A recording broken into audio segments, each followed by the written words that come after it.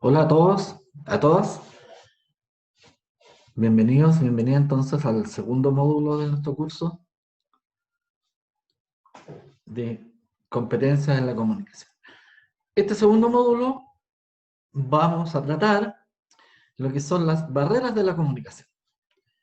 ¿Se acuerdan del primer módulo que ustedes leyeron, estudiaron, ya se lo saben, ya se dieron cuenta de cuáles son sus errores, ya están intentando mejorar?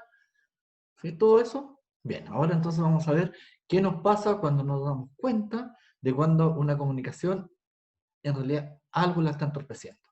Y aquí vamos a hablar de barreras de la comunicación, pero también vamos a hablar de algunas patologías de la comunicación. O sea, en el fondo, una comunicación cuando se enferma. También, cómo podemos ir subsanando esto. Es la idea de este módulo.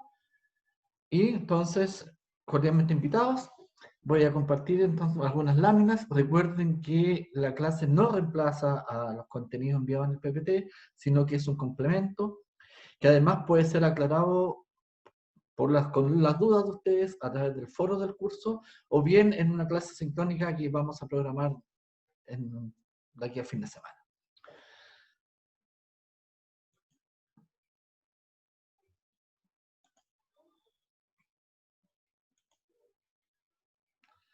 Bien, entonces, como les planteaba, este módulo 2 son las barreras de la comunicación, y lo que vamos a abordar en este módulo son identificar cuáles son esas barreras y cuál es la deformación que se produce en la comunicación interpersonal. Para esto, es importante plantearse en una perspectiva de una declaración, en una perspectiva de decir, por ejemplo, que incorporemos en nuestra comunicación el concepto, la palabra de decir basta. Basta en el sentido de una declaración de quiebre, en el sentido de que cuando ya no queremos más acerca de esto que nos está pasando. La verdad es que ya no quiero llevarme mal con esto, la verdad es que ya no quiero seguir haciendo esto, la verdad es que ya no quiero seguir postergando esto, y cuando eso pasa, desde el ámbito de la comunicación se define como el decir basta, como el que saben que podría hacer algo distinto. Pero no tiene que ver con pedirle cosas distintas al otro, tiene que ver en que yo, como persona, me doy cuenta de cuáles son las cosas que necesito cambiar. Bajo esa lógica aparece el concepto basta. Otra cosa que aparece también en el ámbito de las comunicaciones son los círculos de preocupación o los círculos de influencia. Para esto les voy a pedir que piensen mentalmente o escriban una hoja. La verdad que esto lo pueden hacer con mayor tiempo cuando vean los contenidos, porque están puestas las láminas ahí. Pero en qué implica los problemas que nosotros tenemos.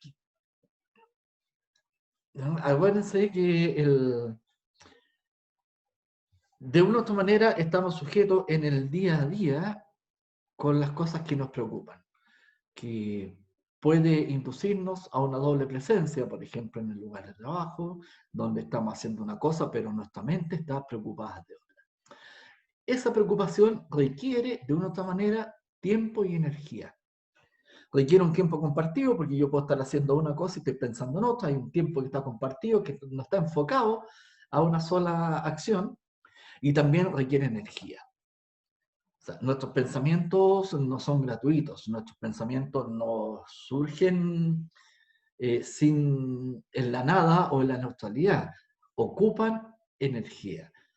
Y es una energía que está asociada a la emocionalidad. Entonces, depende de la característica del pensamiento, vamos a notar que decaemos o estamos más activos. Entonces, uno se pregunta acá, de estos problemas que a mí me preocupan ahora, ¿en qué invertimos el tiempo?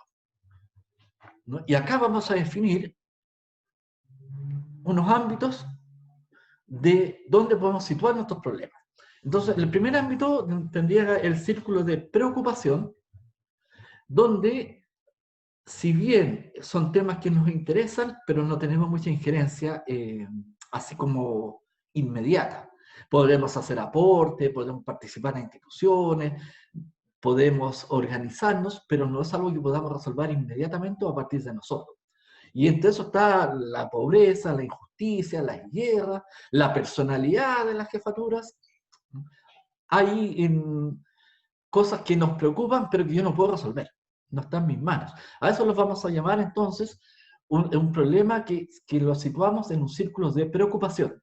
Sin embargo, nuestros problemas los podemos situar en otro tipo de círculo que llamamos el círculo de influencia.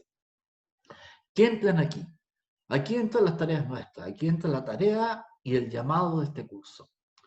No a pedir a otros, sino que ¿qué hago yo para modificar? ¿Qué hago yo para decir basta frente a lo que me está pasando y poder reconstruir o construir de distinta manera desde el ámbito de las comunicaciones mis relaciones? Y a este le vamos a llamar el círculo de influencia. Por ejemplo, ¿qué puedo hacer yo si no me gusta mi trabajo? Es una decisión que yo tengo que tomar. Y es cierto, y la tomo ocupando un montón de variables. No se trata de decir, no me gusta el trabajo y me voy. No, pero habría que pensar en qué puedo hacer yo para mejorar esta situación. Por ejemplo, bajar de peso o la necesidad de hacer ejercicios, abandonando el sedentarismo. ¿Qué puedo hacer yo? No es que alguien lo haga por mí o que algo que yo no pueda intervenir. El círculo de influencia se resume, digamos, en cómo yo asumo los cambios que requiero para mí. Y ese es un llamado entonces a cada uno de nosotros. Entonces, cuando hablamos de esto, hablamos que de una u otra manera, tanto el círculo de preocupación como el círculo de influencia requieren energía. ¿Dónde ocupo mejor mi energía? ¿Cómo puedo hacer que esta energía que yo tengo, ocuparla en algo que sea útil para mí? Para eso, les voy a pedir que reflexionen entonces en sus declaraciones de quiebre. Cuando hablamos de declaraciones de quiebre, recuerden que decimos estas cosas que yo ya no quiero más. En realidad necesito hacer algo distinto. Entonces, sus propios problemas, vean si tienen un control directo. Ustedes pueden cambiar la situación. Un control indirecto, ustedes no pueden cambiar la situación, o un problema de control inexistente. En realidad yo no puedo hacer nada. No sé, la carrera interespacial. Más allá de tener una información, de saber que existe, no tengo ningún control sobre eso. Yo no puedo controlar la actitud, la conducta o los gobiernos de un país, por ejemplo.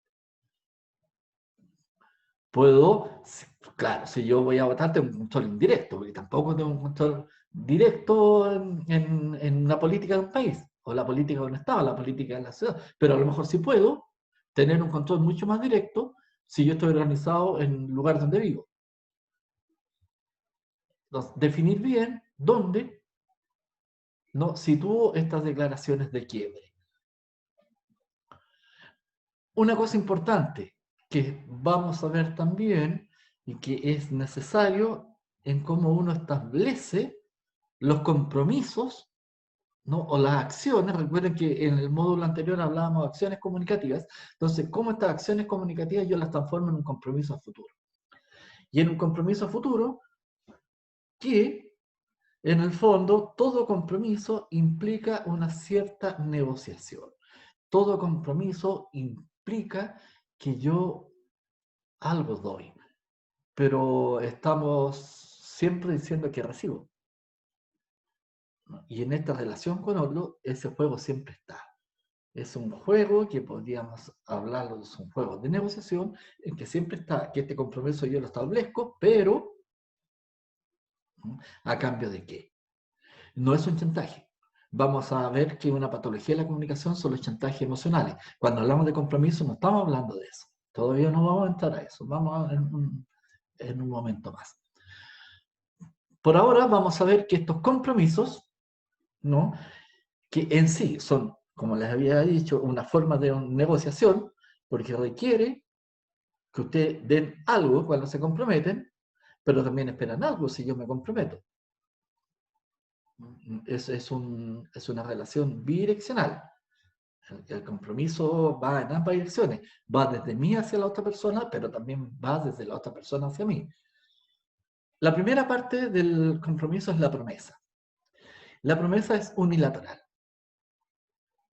O sea, si usted se compromete a algo, no está sujeto a lo que haga otro. En ese sentido, es unilateral, porque es una responsabilidad que yo acepto frente a lo que yo prometí, frente al compromiso que yo hice. El pedido implica la contraparte. El pedido también es la promesa, pero que hace la contraparte a usted. Por lo tanto, también, ¿no?, es unilateral. ¿Qué es lo que hace el pedido? ¿Qué es lo que hace usted en el pedido? Coloca en juego sus necesidades. Cuando usted hace un pedido, lo que pone en juego es qué necesita usted. Y frente a ese pedido usted va a necesitar establecer un compromiso. ¿Y cómo se establece en este compromiso? En lo que en la comunicación llamamos la oferta. La oferta entonces es recíproca y es responsabilidad mutua. En el compromiso, ambas personas que establecen el compromiso establecen una promesa hacia el otro. ¿Qué es lo importante acá? Que esto sea cumplido. Porque cuando no se cumplen las promesas, cuando yo no cumplo, cuando no me cumplen, lo que se produce ahí es un quiebre, pero un quiebre no intencional. Es un quiebre de la confianza. Y ese quiebre de la confianza es un eje bastante complejo de revertir. Necesita mucho más que una promesa para revertir un quiebre de confianza. Por eso que es importante, cuando yo me comprometo, efectivamente tener la capacidad, las condiciones, tener la disponibilidad a cumplir. Y lo mismo de la otra persona. No es comprometerse por comprometerse, no es un compromiso, una promesa para salir del paso. Si no queremos tener problemas en la comunicación, si no queremos que estos compromisos, estas promesas se nos transformen en una barrera en la comunicación a futuro, tenemos que tener claro la capacidad de cumplimiento de esto. ¿Por qué? ¿Para qué? Para aprender a que si nos pasa y no queremos que se complique, no queremos que esto realmente termine a futuro en una pérdida de confianza, lo que vamos a aprender también es ofrecer disculpas productivas. ¿Qué es lo que es esto? Es reparar un incumplimiento, ¿no? La disculpa productiva se denomina la contracara al reclamo. O sea, cuando yo no hice algo, cuando yo no incumplí algo, cuando no pude, por A, B o C motivo, cumplir el compromiso, lo que yo voy a tener de mi contraparte es un reclamo. Pero la disculpa en sí no basta, ¿no? Porque uno podría decir, bueno, ¿cuál es la capacidad de credibilidad que yo puedo tener en ti a futuro? Hay que reparar o minimizar el daño ocasionado. ¿Cómo hacemos esto? Dándonos cuenta si efectivamente cumplí o no cumplí.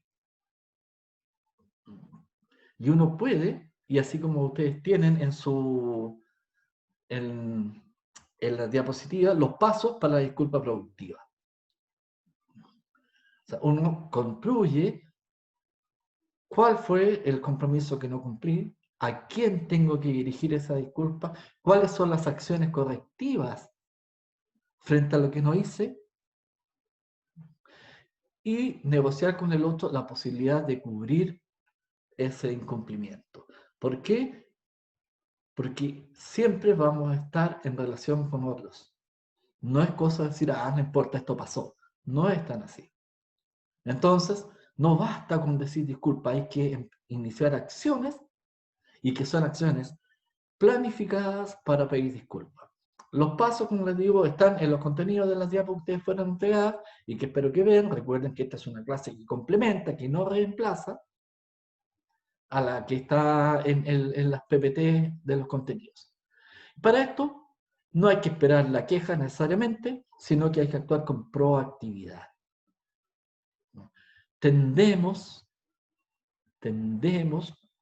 a ser reactivos, a esperar que las cosas pasan y si el otro no se da cuenta, mejor. Lo que estamos proponiendo acá en las disculpas productivas es que esto no es así. O sea, mientras más proactivo es uno, mientras más cumple con los compromisos, porque efectivamente me comprometo a las cosas que puedo cumplir, generamos mejores relaciones de confianza, generamos credibilidad en nosotros. Todos sabemos, y cada cual de ustedes puede tener muchas experiencias respecto a personas que no le cumplieron, ¿y qué pasa con esa credibilidad futuro?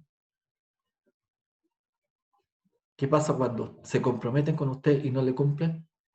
Bueno, lo mismo pasa al revés. Lo mismo pasa en la otra persona cuando usted se compromete a algo y no cumple. Entonces, las disculpas productivas siempre van a terminar en un nuevo pedido o una nueva promesa, es decir, en una nueva negociación. Que obviamente el estado emocional ya no es el mismo. Requiere mayor energía porque requiere que nos vuelvan a creer. Mientras más evitemos caer en las disculpas porque no cumplimos, más credibilidad vamos a ir sumando. Por ejemplo, yo me había comprometido a completar o entregar una carpeta, pero calculé mal el tiempo. ¿Qué hago? Una disculpa productiva. Y una disculpa que digo, está bien, la carpeta, y digo, me equivoqué, calculé mal, entonces vuelvo al proceso. Vuelvo a decir, me comprometo a entregar la carpeta en este tiempo determinado. Quizás una falta de experiencia, no entendí, no vi bien cuál es la tarea, e hice una promesa, un compromiso, sin atender efectivamente a las condiciones del cumplimiento. Eso es lo que se les pide. Vamos entonces a ver las barreras de la comunicación. Lo que estamos viendo son todas estas cosas que nos llevan a interrumpir una comunicación. ¿Por qué? Porque no somos capaces de decir basta a las cosas, seguimos manteniendo ciertos círculos de comunicación viciosa en que no nos damos cuenta que es un daño en las relaciones interpersonales. Entonces, mientras menos disculpas productivas tengamos, quiere decir que estamos mejor cumpliendo nuestros compromisos. Vamos a ver algunas barreras de la comunicación. Lo primero son las barreras personales que pueden surgir debido a las emociones. Tengo un mal manejo de mis emociones, por lo tanto soy impulsivo o impulsiva, poco asertivo. Vamos a ver un capítulo de asertividad más adelante. O sea, quiere decir que la gente dice las cosas, pero no sabe si la está siendo asertivo o a lo mejor está siendo muy agresivo. Los valores, si yo converso con alguien que sé que no tiene los mismos valores para mí, que sé que no compartimos la misma ideología, que sé que no compartimos los mismos criterios en alguna área, es probable que eso afecte mi comunicación con el otro. Y es probable que yo esté más preocupado de lo que no concuerdo con la otra persona que lo que concuerdo. Eso hace que los valores que yo tengo me impidan tener una buena relación con el otro. Los valores son bastante complejos porque uno podría pensar, ¿todos mis compañeros de trabajo tenemos los mismos valores? ¿Con la gente que yo me relaciono tenemos los mismos valores? Si ustedes dan cuenta, es muy probable que la mayor cantidad de amigos que tengan tenga que ver con que comparten muchas cosas en común. Y en eso también los valores. Es muy difícil que a lo mejor ustedes conecten, compartan, o sean muy amigos de alguien que tenga valores absolutamente distintos a los suyos. Los hábitos de escucha eficientes, veíamos, ¿no?, que el escuchar implica valorizar las peticiones del otro. Escuchar implica legitimar lo que la otra persona dice. Y para eso, como vimos en el capítulo anterior, en el módulo anterior, requiere dejar de lado los prejuicios y requiere saber escuchar, porque todos tenemos algo que decir. Las barreras físicas son las más comunes de encontrar. Puede ser que en la misma oficina alguien tenga la música muy fuerte y a usted le impide comunicarse. Puede ser que quiera usted algo tan grueso como que es imposible que usted pueda gritar de una oficina a otra si están las puertas cerradas, si están las oficinas cerradas, las ventanas cerradas. Entonces las barreras físicas también son una barrera a la comunicación. Y que muchas veces a lo mejor no están en nuestras manos. Entonces recuerden que hay cosas que son de círculos, ¿no?, de preocupación directos e indirectos. Y por último están las barreras semánticas, que tiene que ver en el lenguaje que yo ocupo. Y que no necesariamente son malas palabras, digamos, no es necesariamente una cosa coprolálica que a alguien no le guste como barrera semántica, sino que también puede ser, por ejemplo, que usted le hable muy técnicamente a un usuario, ¿no? Le hable con conceptos técnicos o conceptos que usted ocupa al interior de la institución donde trabaja, en este caso al hospital, y donde en vez de darle una dirección exacta, vaya al departamento tanto, a la oficina tanto, usted le diga una sigla del lugar. Una sigla que sus compañeros conocen bien, pero no los usuarios que van a requerir su atención. Por lo tanto, la barrera semántica tiene que ver con las limitaciones en los símbolos que ocupamos, que son símbolos lingüísticos, palabras que significan distinto. Entonces, uno ahí tiene que tratar de evitar, ¿para qué? Para que no se establezcan barreras en esta comunicación. Hay cosas que son muy sintomáticas, por ejemplo, cuando usamos comunicaciones discordantes. Recuerden que dijimos que la comunicación, la palabra en sí, lo que yo estoy diciendo, representa el 7-8% de la comunicación. Entonces, cuando usted dice a alguien, si no estoy enojado, ¿qué es lo que está diciendo? ¿Que está enojado o no está enojado? La palabra dice, la frase dice no estoy enojado, pero la actitud, la cara, el tono de voz, la posición corporal le está diciendo al otro que usted sí está enojado. Por lo tanto, se produce una comunicación discordante, ¿no? Es casi una disonancia cognitiva, por así decirlo. Yo pienso que no estoy enojado, pero demuestro absolutamente todo lo contrario. O cuando establezco una comunicación enjuiciadora, o sea, sin saber, sin esperar las disculpas productivas, sin esperar ningún tipo de comunicación con el otro, mis frases comienzan con que usted es flojo, o con que usted es un irresponsable, con que usted no cumple, estamos acostumbrados a lo que usted hace. Entonces, establecemos comunicaciones enjuiciadoras. De una u otra manera, hasta el momento, estas dos formas de empezar una comunicación, ¿qué es lo que hace? Coloca una barrera entre el interlocutor y usted. Tenemos la comunicación generalizada,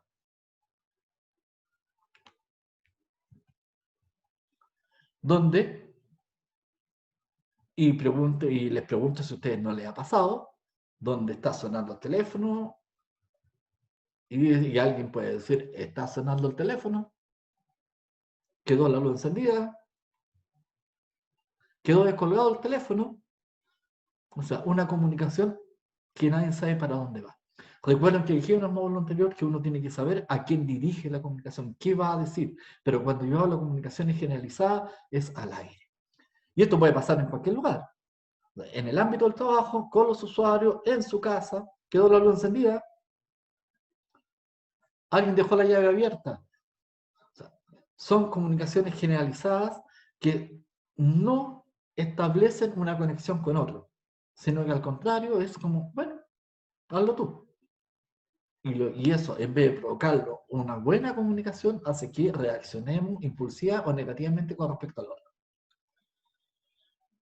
Hay otra cosa que es muy compleja, y lo veíamos delante. No hay que confundir los pedidos, las promesas que yo hago con otro con los chantajes emocionales. No sé si a ustedes les ha pasado. Le han pedido algún favor y alguien le dice, mire, o sea, si yo no te considerara buena persona, créeme que no te lo hubiera pedido a ti. O, de verdad, mira, no, si es cierto, mira, de verdad, esta es la última vez que te pido un favor. ¿Le ha pasado? ¿Le ha pasado a decir, la última persona en la que pensé es pedírtelo a ti? Entonces, ¿qué lo colocan a uno? No lo colocan en la posición del pedido, de la promesa, sino que lo colocan a uno casi en un dilema ético. Entonces, si no tenemos la capacidad de ser asertivo y decir, mira, en realidad, lo lamento, no puedo ayudarte en estos momentos, tendemos a asumir un compromiso a través del chantaje emocional. Cuando eso nos pasa, se nos establece a futuro en una comunicación, porque cuando volvamos a conversar con esa persona, en vez de querer conversar, vamos a tratar de evitarla. ¿Por qué? Porque nos va a colocar, sabemos que nos va a colocar en una situación de chantaje emocional. O sea, la expertise de los niños en el chantaje emocional traspasada a los adultos. Creo que todos alguna vez hemos vivido eso. Ahora la pregunta es, ¿usted ha chantajeado emocionalmente a otro? Pido su opinión, ¿no? Usted ahí verá. Si quiere compartirle en los foros, espectacular, ¿no? ¿Cómo vamos evitando estas barreras de la comunicación asumiendo que el otro, cuando yo digo algo, también tiene algo que decir? Eso se enmarca en lo que denominamos una comunicación sistémica y de retroalimentación. La retroalimentación, en el fondo,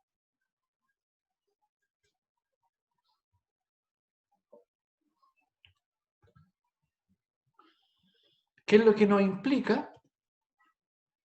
Que una interacción donde A transforma B, pero B también transforma A. La retroalimentación no es unidireccional. La retroalimentación implica obtener también información del otro.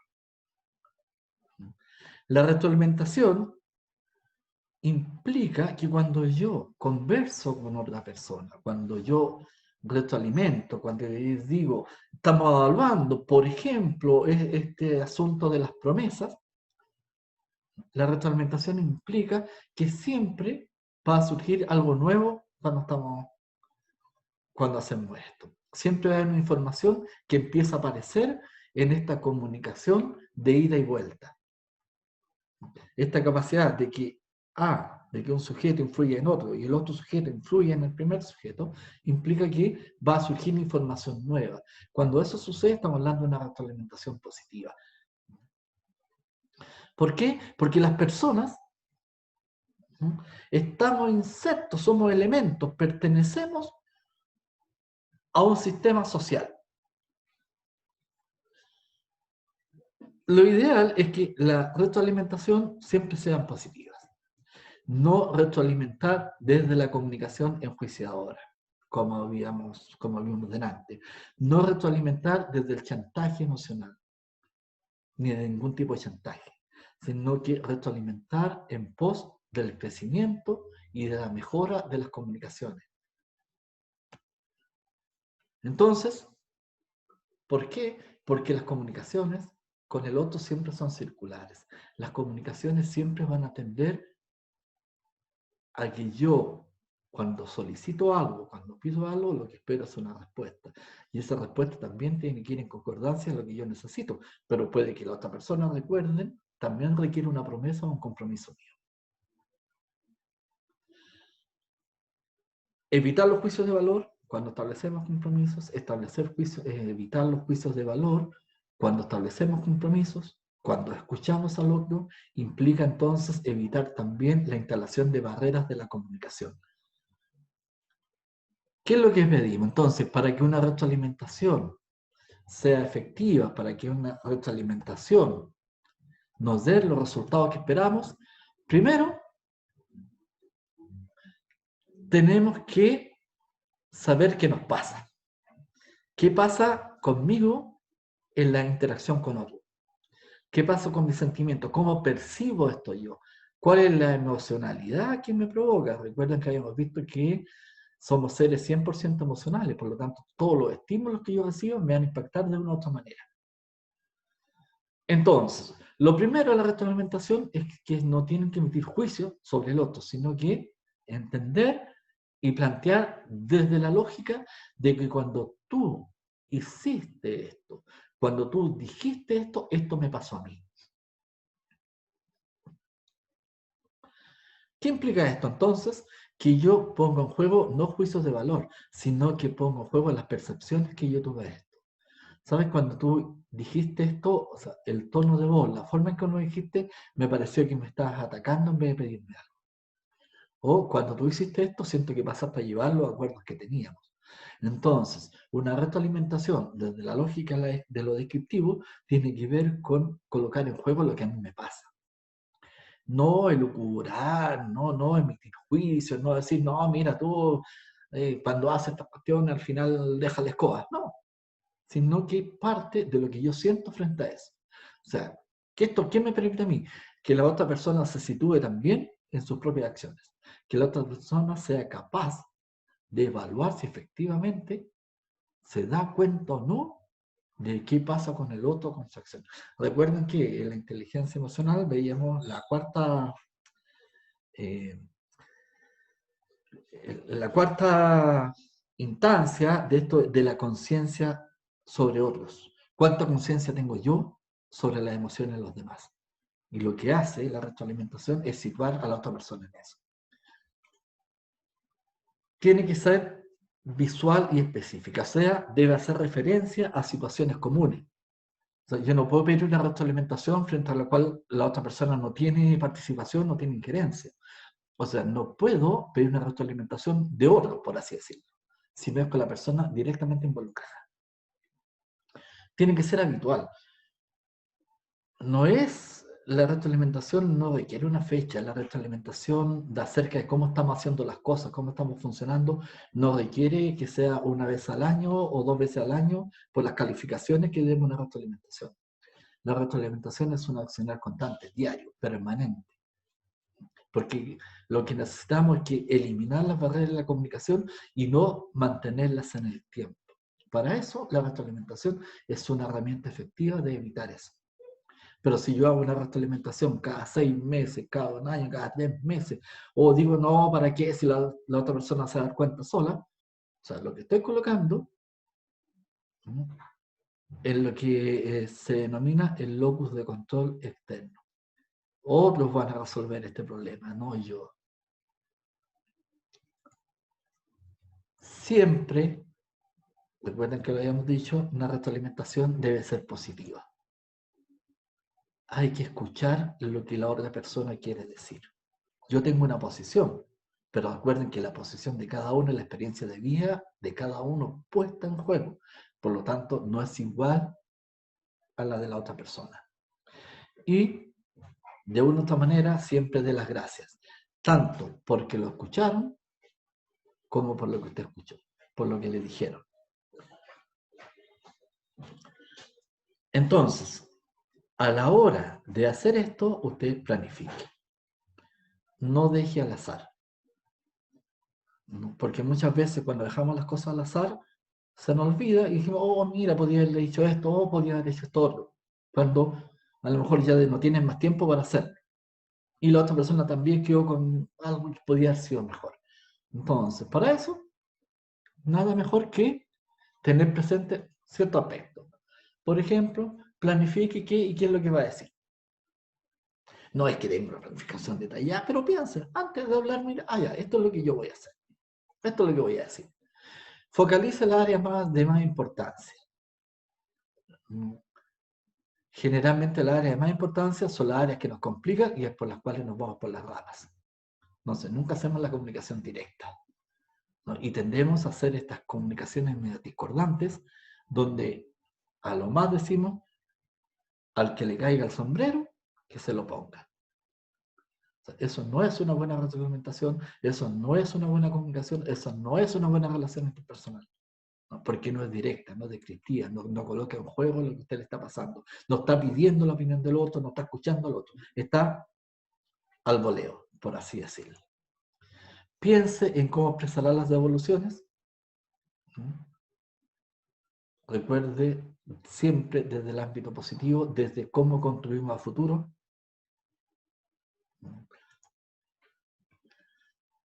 En lo posible, no espere mucho tiempo. Si termina la actividad y a usted le pareció bien, dígalo, le pareció mal, dígalo, ¿no?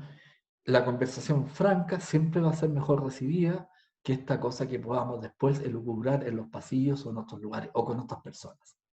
Interpreten las reacciones de los destinatarios. Recuerden que el gesto, aprenda a leer la gestualidad del otro, la corporalidad del otro, el tono de voz del otro y vea qué le pasa con su devolución. A lo mejor está siendo muy brusco, está siendo muy suave y usted también se va autoevaluando en eso. Y lo que ya dijimos, evitar las generalizaciones. ¿Por qué? Porque para dar y obtener retroalimentación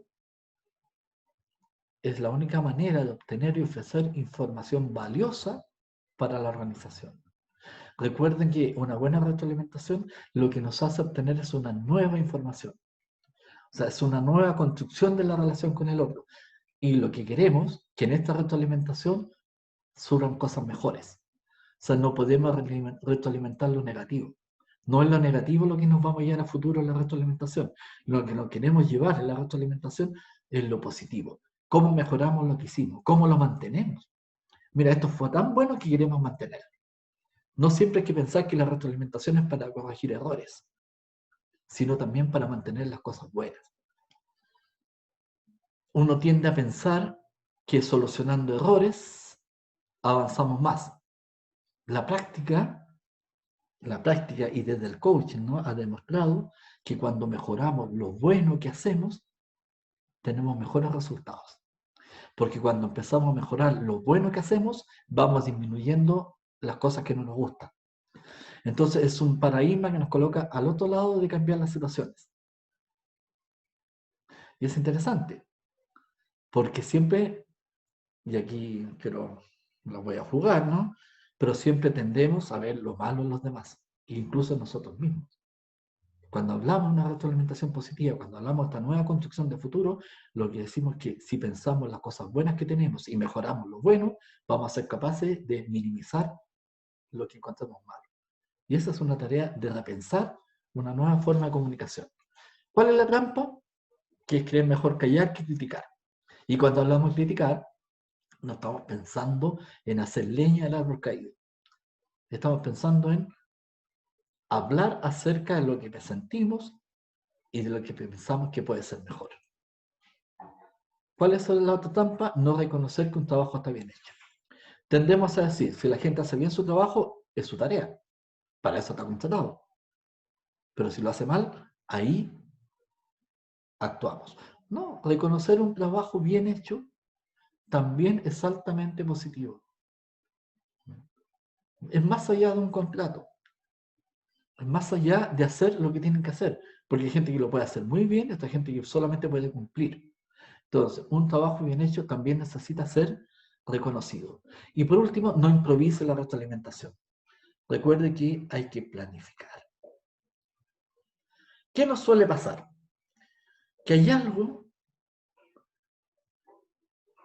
que, un concepto, pero que está arraigado en nosotros y que es el motor que nos mueve. Una vez un niño le preguntó a su padre por qué los elefantes no se arrancan de los circos. Este es un cuento de Martín Aldanondo, ¿no?, un ingeniero español. Entonces, ¿cuál es la respuesta que ustedes le darían al niño si les pregunta por qué los elefantes no se arrancan de los circos? Están encadenados, están acostumbrados, porque les dan la comida, porque están domesticados, porque están amarrados a una estaca. Y el niño dice, sí, pero yo vi en un video, ¿no?, que los elefantes son capaces de botar árboles, que destruyen pueblo entero si están enojados. Entonces, ¿por qué no lo hacen en los circos? a lo que un tío del niño en el cuento, ¿no? Plantea, le dice, lo que pasa que cuando el elefante llega al circo de muy pequeño, le amarran una cadena y la cadena una estaca. Y el elefante pequeño sí quiere salir a caminar, quiere salir de ahí, pero la cadena es más fuerte que él. Cuando el elefante empieza a crecer, no le cambian ni la cadena ni la estaca, pero cree y sigue creyendo por el resto de su existencia que la cadena es más fuerte que él. Entonces, el concepto de las creencias es muy importante en esto, ¿no? Y uno se pregunta, ¿cuáles son las creencias de ustedes? ¿Qué creencias están en ustedes que les impide, por ejemplo, decir basta? ¿Cuáles son las creencias que están arraigadas en nosotros, que son verdaderas estacas que nos detienen en los lugares donde estamos? ¿Cómo hemos cultivado en que las cosas son así? ¿No? Para eso les recomiendo en YouTube hay les voy a mandar el enlace pero también a la clase, ¿eh? Pero si lo pueden ver antes, se llama ¿Cómo nace un paradigma? En el fondo es cómo nacen estas creencias, cómo las vamos arraigando y creemos que son válidas y que no pueden ser cuestionadas. Por ejemplo, unas creencias en los ámbitos laborales es que las personas sienten que no tienen derecho a decir no, que no tienen derecho a hacer requerimientos justos y razonables, a discrepar, a cuestionar la autoridad, a enojarse, ¿no? Esas son creencias. Las personas tienen derecho a hacer esto, el tema está en cómo lo expresan. O debo ser admirado y amado por casi toda la gente. O sea, esto que yo debo tender a ser una monedita de oro, que todo el mundo me quiera. No es tan fácil. Ser perfecto y no cometer errores. ¿Debo hacer esto? ¿Será así? No, es una creencia.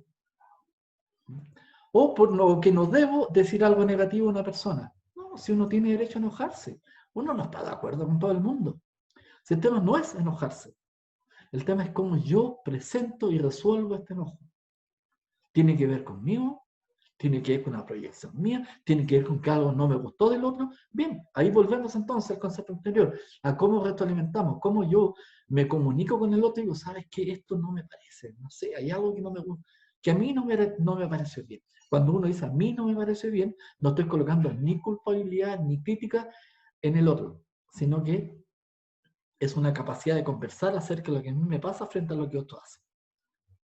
¿Qué es lo que hago con esto? Evitar caer en creencias erróneas y evitar creer en barreras de la comunicación, en caer en eso. En el módulo ustedes van a aparecer los axiomas de la comunicación. Lo que vamos a ver aquí son algunos problemas que suceden en los axiomas de la comunicación, cuando las comunicaciones se enferman. Por ejemplo, este es del libro, ¿eh? El libro dice esto. Él se queja porque su señora no lo toma en cuenta. ¿Sí? Y la señora dice, yo no lo tomo en cuenta porque él toma mucho.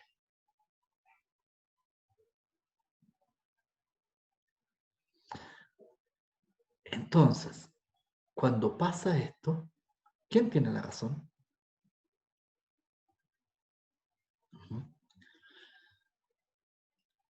Por ejemplo, la jefatura dice, yo no le doy responsabilidad a este funcionario porque no ha cumplido otras veces. Y el funcionario dice, ¿para qué me voy a ser responsable si no me dan responsabilidad? ¿Quién tiene la razón? O sea, ¿cómo? ¿Cuántas comunicaciones nosotros mantenemos así de viciosas?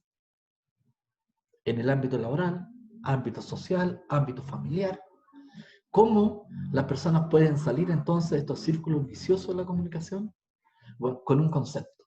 Este concepto se llama la metacomunicación, que en el fondo es hablar acerca de lo que nos está pasando. No irse por las ramas, no que yo creo esto, no. ¿por qué no, usted no es responsable? Puede preguntar a la jefatura de funcionario. O el hombre decir, en realidad, si yo tomo mucho, por eso tú no tomas en cuenta. Hablar acerca de lo que nos está pasando. Ese concepto se llama metacomunicación y nos ayuda a salir de este círculo vicioso de las comunicaciones. Este círculo en que el otro es culpable y el otro no, también me haya culpable a mí. ¿No? Entonces aquí la negociación no es posible porque siempre estamos pensando que el otro es el que tiene que cambiar. ¿No? Es muy fácil decirle, mira, esto pasa porque tú eres así, porque tú tienes que cambiar, porque tú tienes que cambiar tu forma de ser. O sea, siempre estoy responsabilizando al otro. Volvemos al concepto del locus de control externo. La responsabilidad, el locus como lugar del control de las cosas. La responsabilidad no está en mí, siempre está en otro. Yo hago las cosas súper bien, son los otros los que las hacen mal.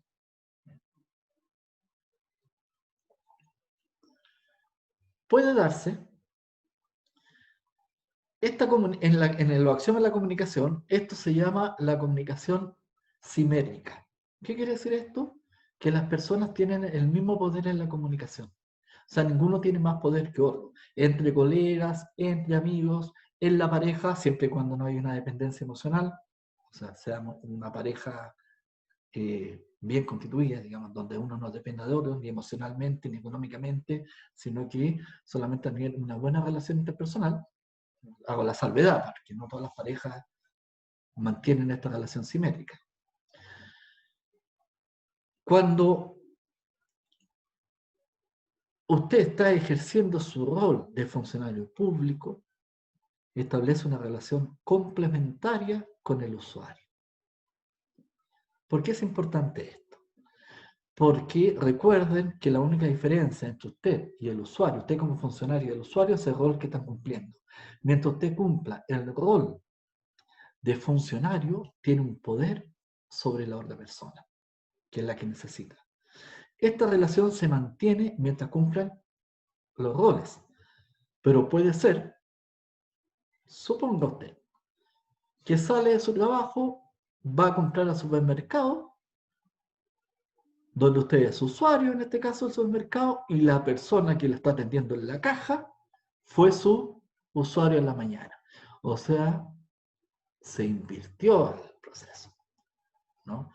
Aquí los roles están invertidos y ahora quien tiene el poder en la comunicación es el usuario, que ahora es la cajera. Entonces, ¿qué va a pasar a usted? Que la persona que está atendiendo en la caja va a decir, ah, usted me atendió en la mañana, no me atendió muy bien. Ah, entonces, mire, está cerrada la caja. No la puedo ayudar, me se cayó el sistema. Le va a pasar eso. Para que eso no suceda, entonces hay que mantener los límites de la comunicación. La comunicación funcionario con usuario no es simétrica. Aunque, ¿qué es lo que pasa en esta comunicación?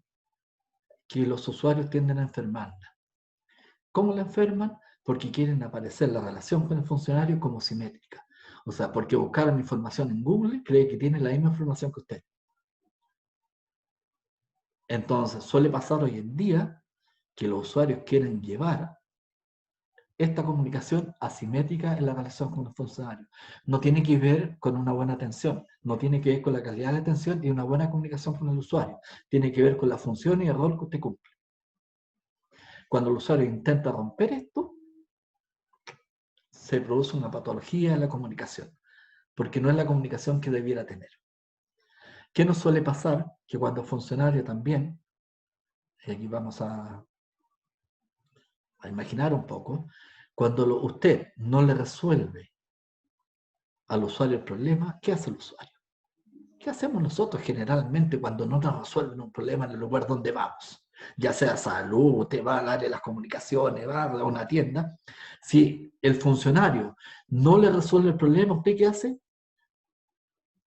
¿Con quién quiere hablar? Con el supervisor. Vamos a hacer cuenta que aquí está el supervisor. Entonces, va el usuario, salta el protocolo, salta usted y llegan de su jefatura, llega donde su supervisor. ¿Y qué es lo que hace el supervisor? Le resuelve el problema al usuario. Entonces, Cuando esto no está bien hecho, el usuario va a pasar por el lado de usted y ¿qué le va a decir? ¿Ve que se podía? ¿Ve que tenía mala voluntad? Entonces, para que esa comunicación no se enferme, el supervisor tiene que decirle al usuario, la jefatura necesariamente tiene que decirlo, que usted no estaba en posición de dar esa solución, que por eso la da él como jefatura supervisor. Cuando esto no pasa, se produce y queda un quiebre entre el funcionario y el usuario, pero cada vez también produce un quiebre entre el funcionario y su jefatura. Entonces, para no dañar estas comunicaciones, tiene que haber claridad en el protocolo a seguir.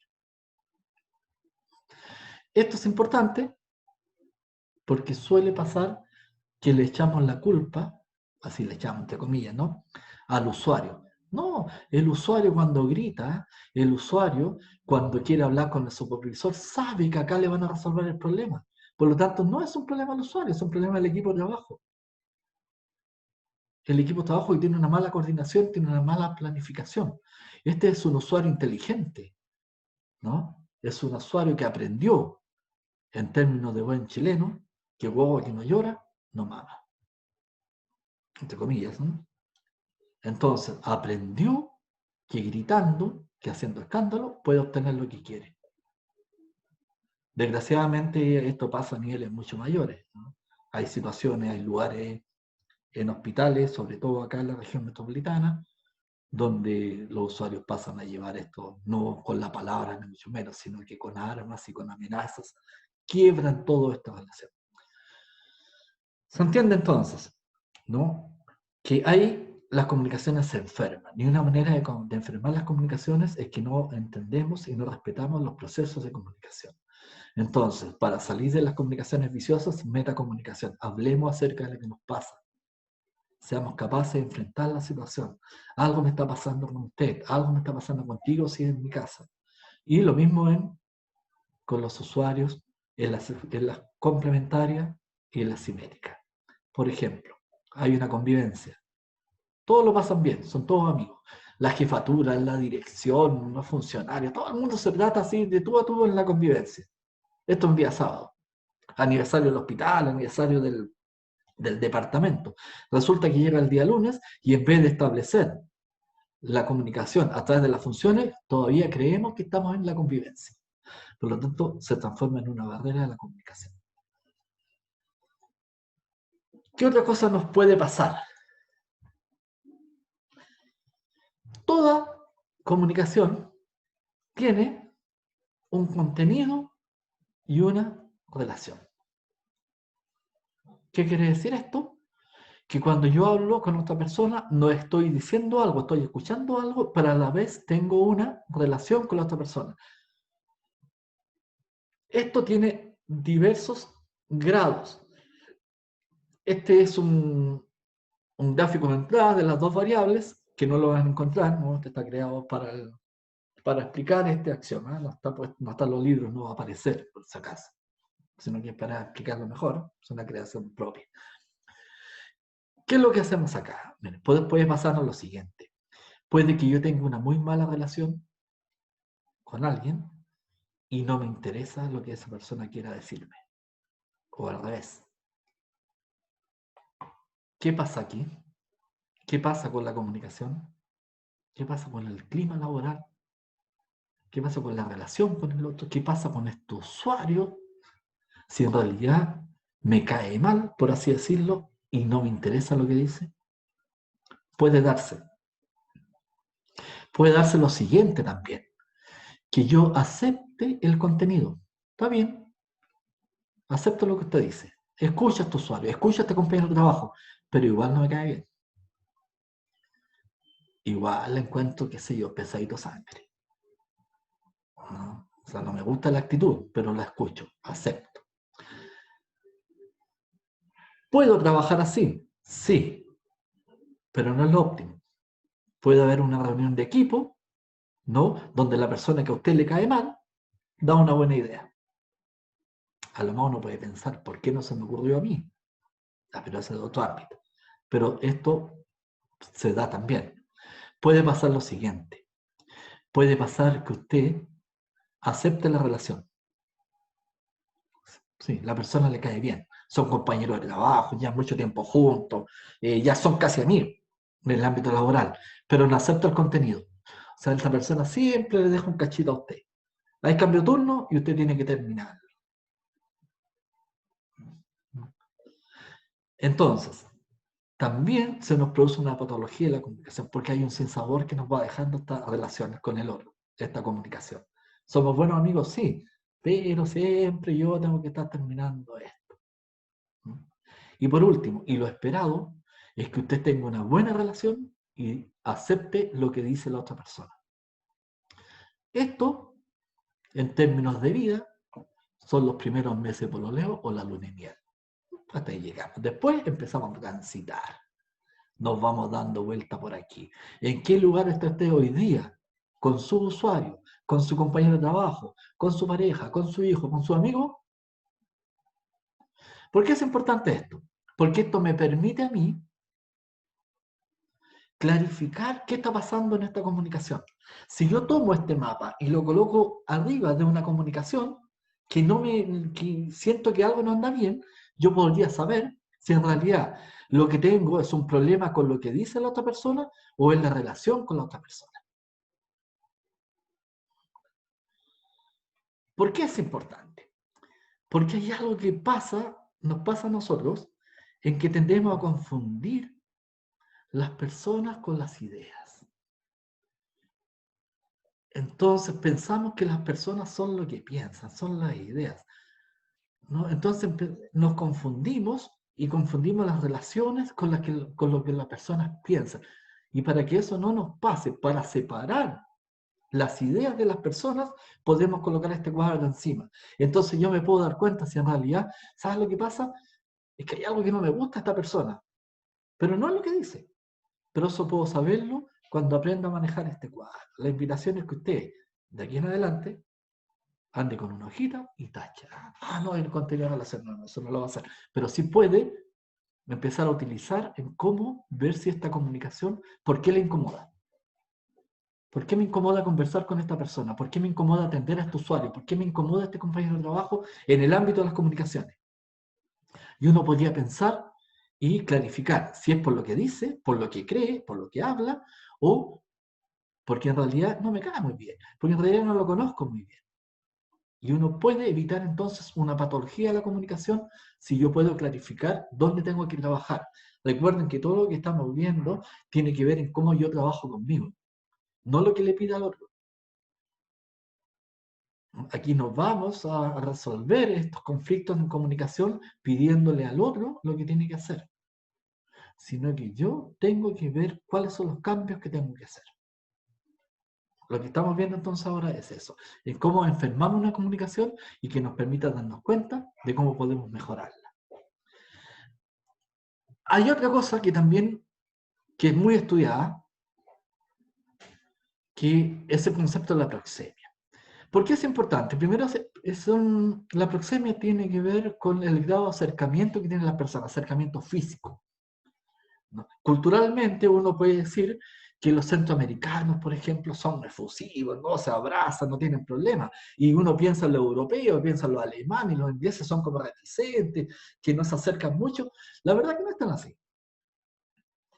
Lo que está en juego, independiente aquí de los lugares que habiten, es que hay ciertas condiciones de espacio en que nosotros queremos mantener o inconscientemente nos la jugamos.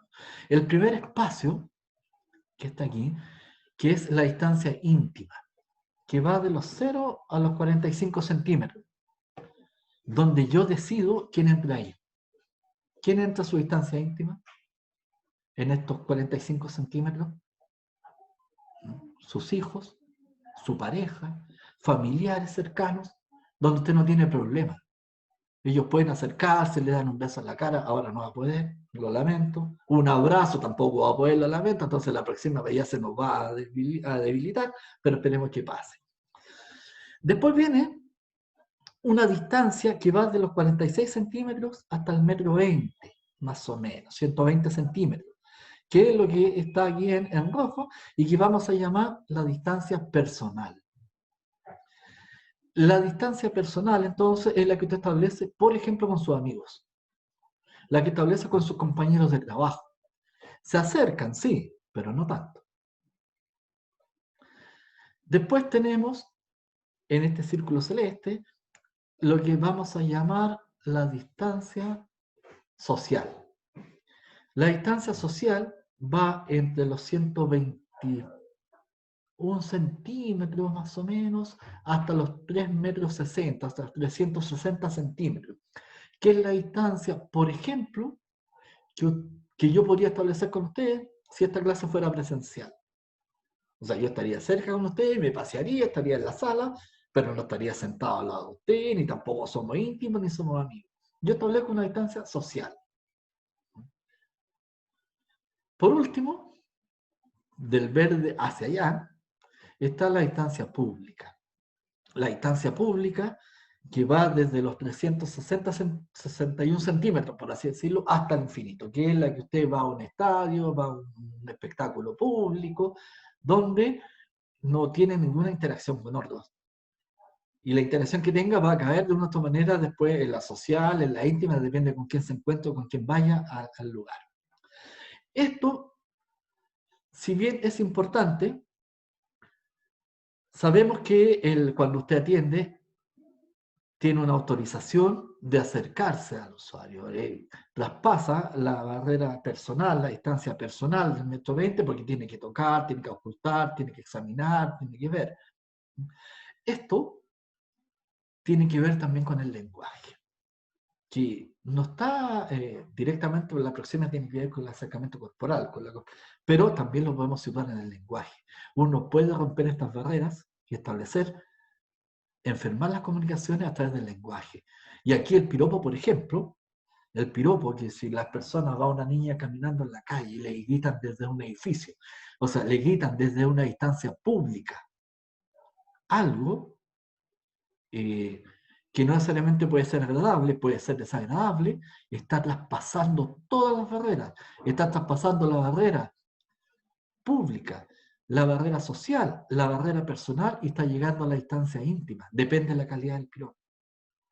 Entonces, la proxemia también se rompe en el lenguaje. Cuando un compañero de trabajo, cuando un usuario le dice un comentario inapropiado que tiene que ver con su vestimenta, a lo mejor como usted se ve con esa ropa, lo que está haciendo es pasando estas barreras y llegando a su instancia íntima, a lo cual usted no dio permiso. Eso, entonces la proxemia puede ocasionar romper estas barreras sin la autorización suya, una barrera de la comunicación. ¿Por qué? Porque si un compañero de trabajo a usted permanentemente le está diciendo cosas que a usted no le gustan, le desagradan, ves que se acerque ese compañero, usted va a tener una intencionalidad de conversar con él. No, usted va a tratar de esquivarlo, de escabullirse, de no encontrarse con él, de no conversar con él. Por lo tanto, se instalan barreras en la comunicación cuando las personas rompen esto, cuando no pierden la noción de dónde están.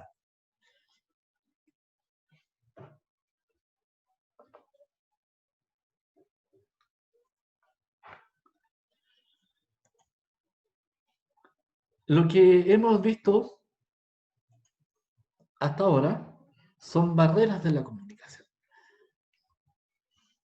Es un resumen, insisto, de lo que está en,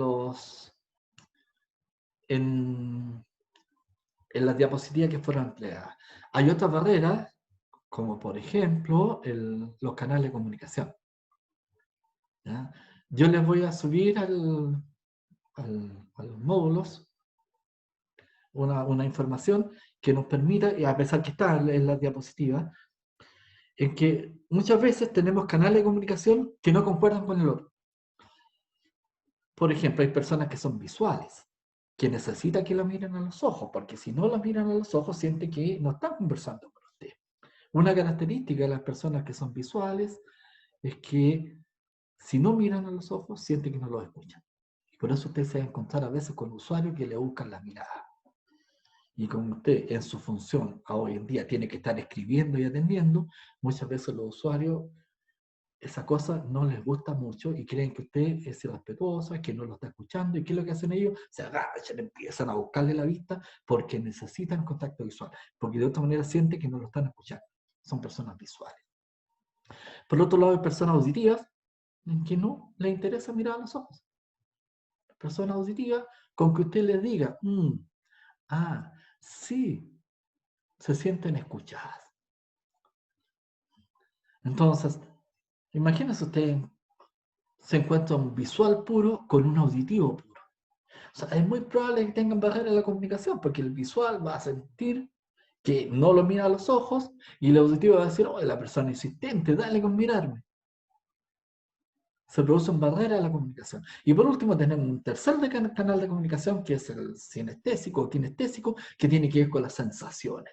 Entonces hay gente que necesita tocar al otro, porque si no lo toca siente que no hay contacto, que no hay una escucha activa.